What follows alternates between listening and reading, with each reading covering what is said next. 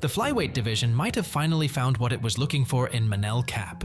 For years, the division had some of the best fighters to offer, but struggled to capture much of public attention. It got so bad that in early 2019, the UFC considered shutting the whole division down.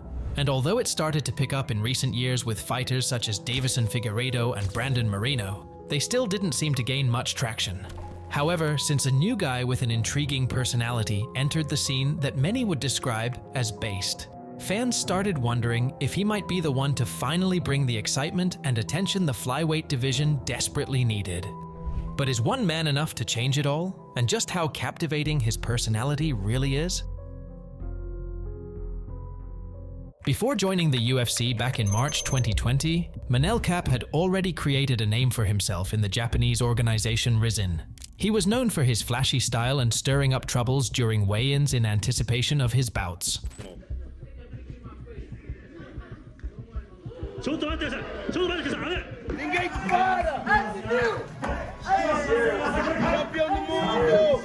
The nickname Starboy is based on his brash personality, and because of the way he draws attention.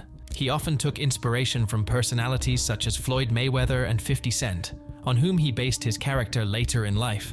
Always I watch a lot of YouTube, 50 Cent, Floyd Mayweather, take this kind of motivation, And I saw this kind of the things and the people that like I can see that have the same personality than me. Like it's me in the future, you understand? And while he may appear arrogant, his demeanor is actually a result of his efforts to entertain the fans through his antics. So I'm not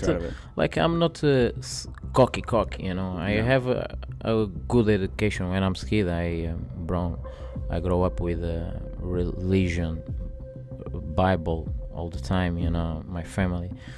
But I know who I am, you understand? I know who I am. Kape started his fighting journey at just 4 years old.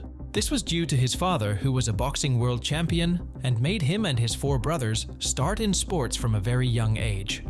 However, he shared his passion for playing football as well. But after deciding he wanted to compete in sports professionally, he had to decide on one. And fighting seemed like a better option, as he thought of himself as more of an individualistic competitor. But in the end of the day, I start to lose the passion, and because all my family fighting, and I want to fight, I want to feel that I'm more superior. That competition side. Yeah. And although he had superstar potential from a very young age, he didn't join the UFC until later in his career, when he already reached his prime at 28. Kape made his UFC debut on February 6, 2021, against the current flyweight champion, Alexander Pantoja. Unfortunately, his UFC career started on a loss, as his opponent was simply better on that night and won by unanimous decision. He returned a month later in a fight he accepted on short notice against Mateusz Nicolau, but only to fall short once again in a somewhat controversial decision. Coming off 2 losses, Manel Kape's UFC career didn't begin as he imagined it to. And because the UFC is known for cutting fighters after 3 consecutive losses, he feared the worst. However, this time he took his time to prepare, as he would come back to face Ode Osborne. Manel had a lot of success in that fight, inflicting a lot of damage early. And just before the end of the first round, he caught his opponent coming in with a flying knee, leaving him unconscious. Give me the bonus! He would later follow with another first-round finish to complete his 4th fight in the first year of joining the organization. Following a debut year that concluded with a record of 2-2, he faced a series of setbacks. Between April 2022 and July 2023, he competed only once, as 4 of his scheduled bouts were cancelled. And although he was very popular in Japan, Kape flew under the radar in the UFC for a while. However, things started to change, as he was set to face Kai Kara France at UFC 293 in Australia on September 10th. Kai trash-talked him on Twitter just to pull out 3 weeks ahead of the scheduled bout, making it the 5th fight that got cancelled in a span of a year and a half for Kape. Funny is, because I take a screenshot on Kai Kara France comment on my picture, and 2 weeks on the fight, this guy deleted the comment. And I tell to my friend, hey, to my best friend, this guy gonna pull out.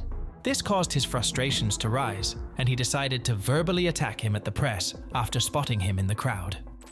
Unfortunately, Kai Francis is a bitch. The bitch is in front of me, and you are guilty because Sunday, this kid's gonna get murdered, you know? Because you calm down. Because Kai's teammate Israel Adesanya was the one headlining the card against Sean Strickland, he felt a need to stand in his defense as he was distanced only 2 seats from Cap. The two went back and forth, and it felt like Cap was going against the whole city kickboxing team as he was surrounded by the other teammates. You little look at you. You have the courage to come here, stage. Yes, stand up, motherfucker. Stand. Let's go. Up. Stand the up, motherfucker. What you want? What you want? What you want to? What you want? All right, yeah. Shut the mouth. Sit down. Yo, Strickland, sit the down. Sit the down. So what the bitch ass what? Sit the down. Look at this little midget trying to with me. I will bury you. You are? What the you are? Shut your mouth. Hey, I'm here. Relax. Hey, calm the down. That's not the fight, dude. Leave the little man alone. I'm okay. Calm down, guys. I'm okay. I'm supposed to be the asshole here, Izzy. That's not your Hey, job. no business with him. Your porn cartoon addiction. Although we got to hear some of the most interesting personalities in the UFC at that press conference, Cap still managed to steal the show. And for fans who weren't aware of him that night, it caught them off guard that a guy who was seemingly smaller in size went after the whole team by himself.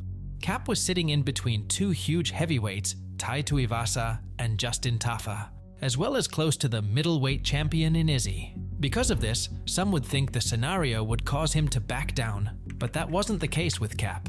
And even though the bout he was originally scheduled to fight in was cancelled, UFC found him a replacement in Felipe dos Santos, who was an undefeated prospect from Brazil. This fight featured on the biggest stage of his career, and he decided to double down on himself and raise the stakes. As the fight night rolled around, he entered the cage with a serious rib injury that occurred days before the bout. But considering he attacked Kai for pulling out days prior, he couldn't afford to pull out himself. 1 week for the fight, I was in my on my cut weight to fight Felipe dos Santos. We was training, and he gave me a knee to my ribs, to my hips, and I broke my rib on this fight. I broke to my ribs, and I called to my manager, Ali, hey, I can't breathe. You know, I can't breathe. If I just make a pressure, like I can't breathe. He say, you wanna cancel the fight? I say, no, let's go. Like, I'm not gonna be in situation like I've been talking, the situation about Kaikara. Now I'm not gonna be like him, you know? The injury affected his performance, but he managed to put on a great show for the fans and win the fight of the night bonus, as well as add another victory to his resume.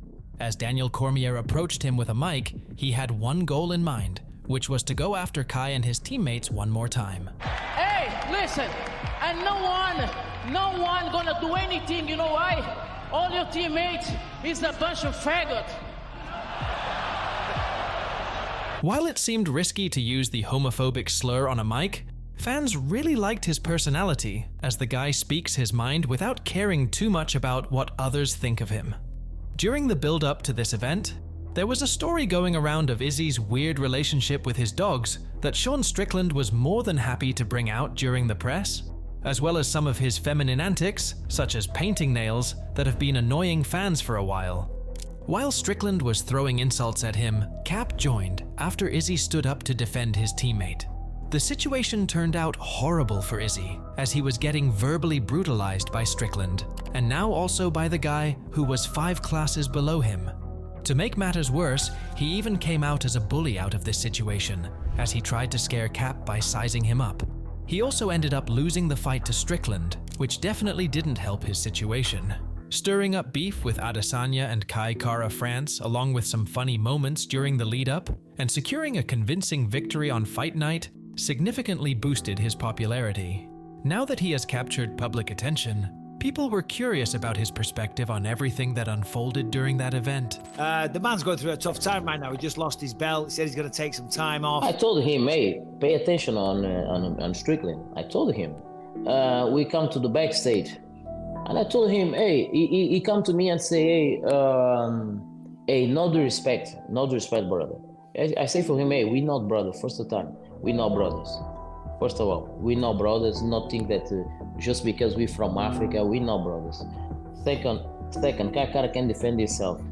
And third, you think that I'm acting, you think that I'm some kind of athlete, bro, if you wanna fight, let's fight here without camera, without nothing. I swear to God, I smoke you here. But I'm undefeated in the street. I swear to God, I'm undefeated in the street. I was fighting all the gypsies, guys. His upcoming fight is set for January 14th against Matheus Nicolau, a guy he had lost to previously in a very close contest. His fight with Kai didn't come to fruition as Kai wanted to wait until April, and another opponent he was supposed to face, Brandon Moreno, was unavailable until March. Given the current momentum he is on and likely being one fight away from the title shot, he wants to stay as active as possible. And if he is to come out as a winner on January 14th, the UFC will likely set up a rematch between him and Alexander Pantoja for the flyweight title. Although we have seen pound-for-pound best fighters and some of the best combat athletes come out of the flyweight division, we are yet to have a superstar who can both promote the fight and perform in the octagon. 2024 might be the year where we see new faces taking over the organization and moving the needle for the UFC. Another potential superstar, who is set to fight for the belt in February, might also become the next big thing in the sport. So check out my deep dive on Ilia Topuria and how he vows to become the UFC champion and potentially be the new face of the organization.